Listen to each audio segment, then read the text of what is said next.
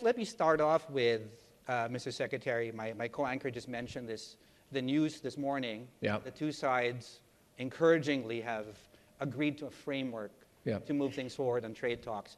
I'm curious what assumptions the Hong Kong government is making around what happens with the trade talks and, as you try and plan what to do with the economy in case the worst case scenario happens. Well, the outcome is somewhat expected, but there are bound to be volatility, ups and downs. So we won't underestimate the challenge. For us in Hong Kong, concentrate on doing the right thing. On the one hand, ensuring financial security, financial stability, and on the other hand, in terms of international financial center status, in terms of our trading hub status, as well as a rising technology and innovation hub, we concentrate on these three fronts to move forward to drive our economy to continue to grow. What are your expectations for the economy this and next year? This year, the estimate GDP growth is 2 to 3%, as indicated in the budget. The first quarter performance was impressive, 3.1% growth. Export strong, private consumption a little weak comparatively, given the changing spending patterns of Hong Kong residents and incoming visitors. This is understandable, and we help the industry to transform, to reinvent themselves to respond to this change. This will take a little time. Investment also sustained. Into April and May, the figures currently available, exports still holding up, investment still quite good, stock market is doing quite well, and the pipeline is strong. So we expect this year the stock market will continue to be strong, and this will give support even to private consumption. Right. The wealth effect, as they say, in fact, quite timely. It's almost like we planned it yesterday at the close. The Hong Kong stock market, specifically the Hang Seng China Enterprises Index, actually entered a bull market as of the close yesterday. It's almost like we planned it. We'll just say we planned it. We'll just say we planned it. On the market side of things, one of the big highlights this year has been the return of big listings in Hong Kong. We have had a massive one, CATL, a few weeks ago. Just give us a sense of what's in the pipeline. Well, CATL is a classic example, drawing a lot of attention, and also, the deep-sea moment, causing the foreign investors to reassess, number one, the technical capabilities and innovations on the mainland and the possible investment options. Number two, people find that perhaps earlier on, last year, say, for example, they had underweight their allocation to this part of the world. So you saw funds flooding in. We have looked at the IPO pipeline, very strong. On the one hand, given the geopolitics, it is getting more difficult for tech stocks, say, for example, to go to the US for listing. Then if they sit for international listing, Hong Kong is natural destination. And also, as you mentioned, the return of the China concept stocks. I've already asked my colleagues in the Securities and Futures Commission and the Stock Exchange to get well prepared for them to come back to facilitate this listing. Should we expect more big listings this year? More to come, actually, more to come. The pipeline is very strong, and also the central authorities are very supportive of this move, encouraging the mainland major companies coming to Hong Kong for listing.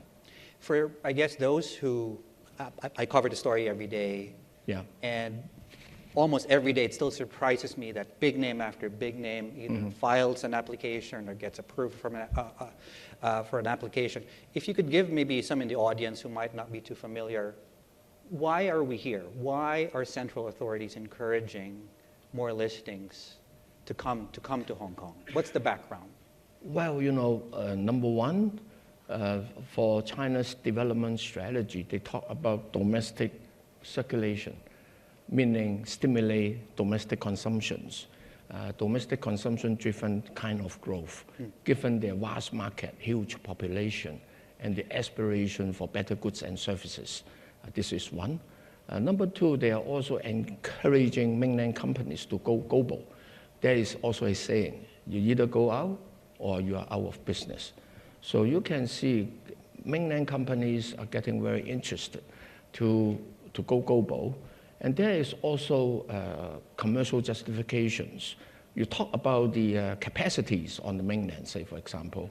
If they're able to diversify their industry chain outside of the mainland, say, for example, in Global South, in particular Southeast Asia, that will help address certain of the capacity issue. And also, this is the rising market,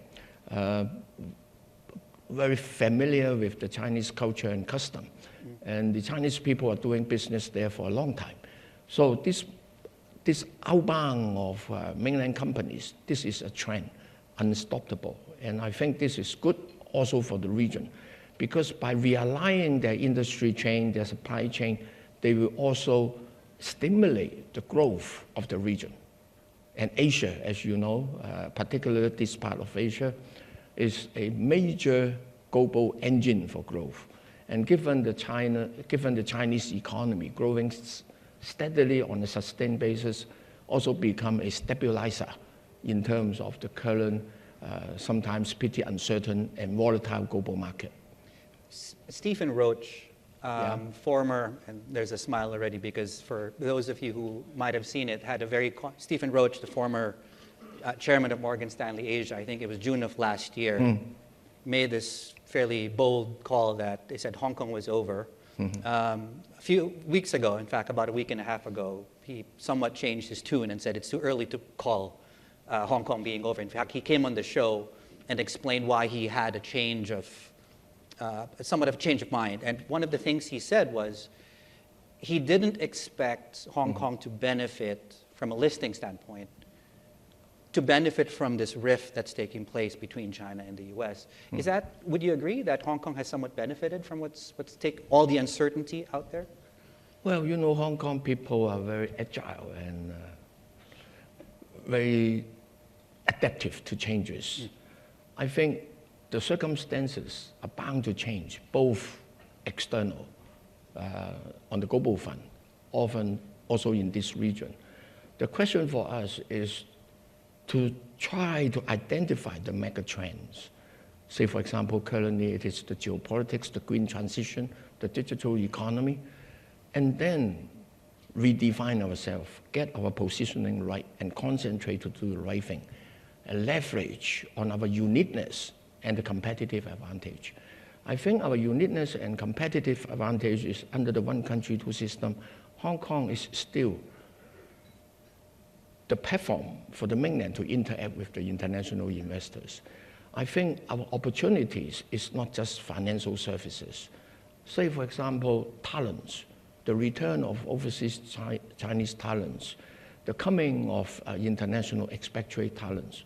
Hong Kong has been attracting a lot. Since we launched the scheme to attract talents at the end of December 2022, up till now, we received over 460,000 applications. We approved 213,000 of them, and about 118,000 already arrived. And more are coming. That is one. And also technology, artificial intelligence, for example. For artificial intelligence companies on the mainland, if they want to go global, well, they need data. They need because for the AI industry, this is core. Where can they get the international data? It is Hong Kong. For biotech companies, for drug development companies, if they are interested, say, for example, European or American drug companies, if they are interested in the mainland market, where can they get the biosamples? Where can they do the clinical trials?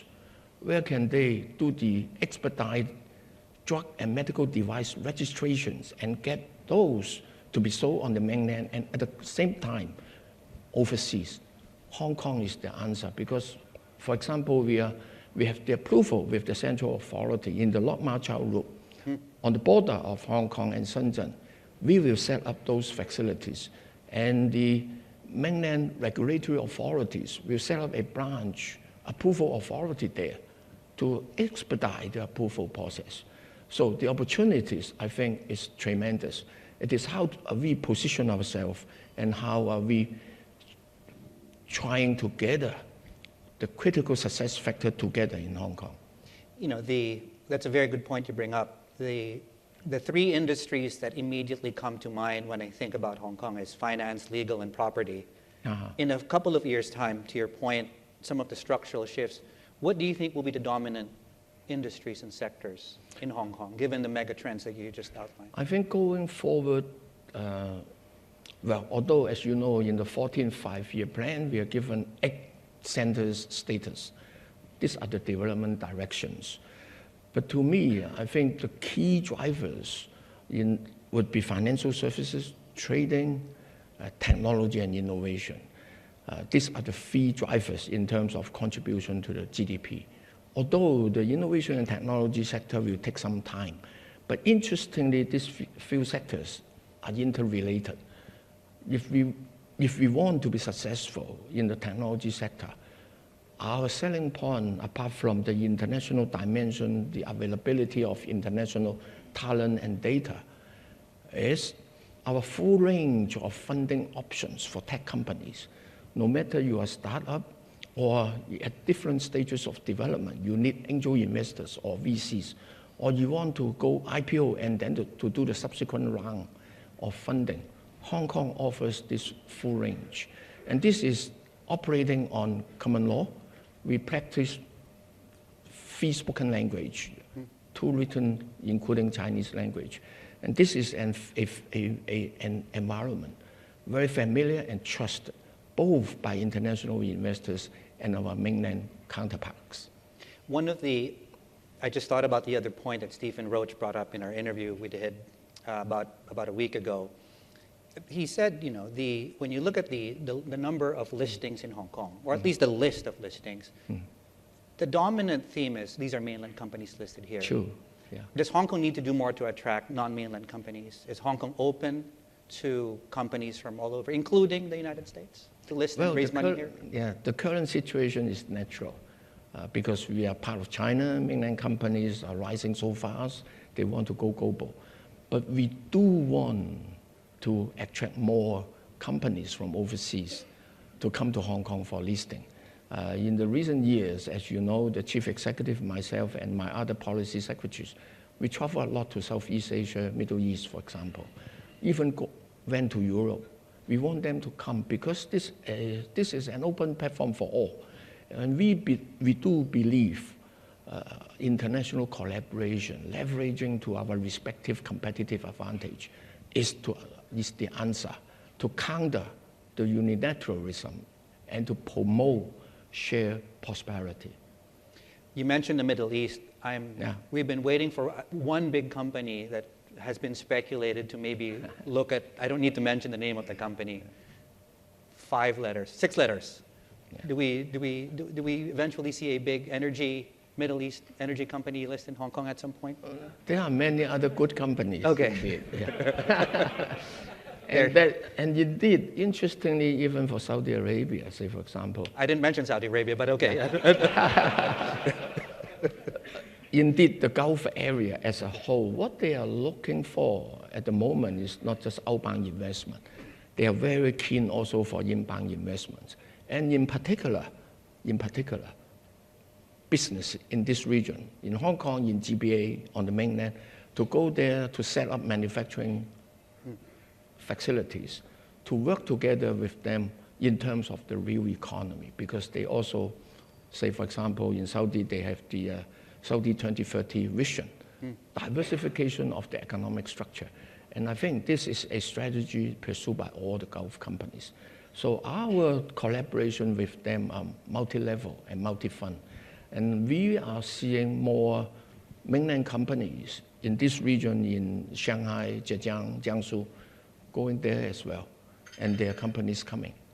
Okay. I need to ask you about, we have about 5 minutes left, about the recent weakness in the US dollar. We can talk about the peg in a moment, but I just want to get your thoughts on what are the major implications for Hong Kong of a weakening US dollar? Does that in any way change, say, the way you look to construct your reserves? And what are the other major implications that might have?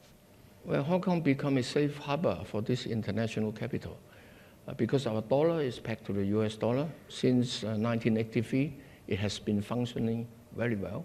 We don't have exchange control, capital coming in, going out anytime. We ensure that is continue the case. And this is our very solemn commitment. And this is also a competitive advantage. And for us, income coming in, going out can be very abrupt, very sudden. So ensure financial security stability is number one. Number two, at the moment, well, with this influx of capital, interest rate is indeed very low. Good for our homeowners and good for business as well. So I think CBL, put the CBL on, but at the same time, take advantage of this ample liquidity. You bring up a very good point. You know, one of the big stories, in case some of you missed it, in Hong Kong recently was the drop in HIBOR, to which a lot of mortgages are tied. You know, the drop from, I think it was north of 4 or 5%.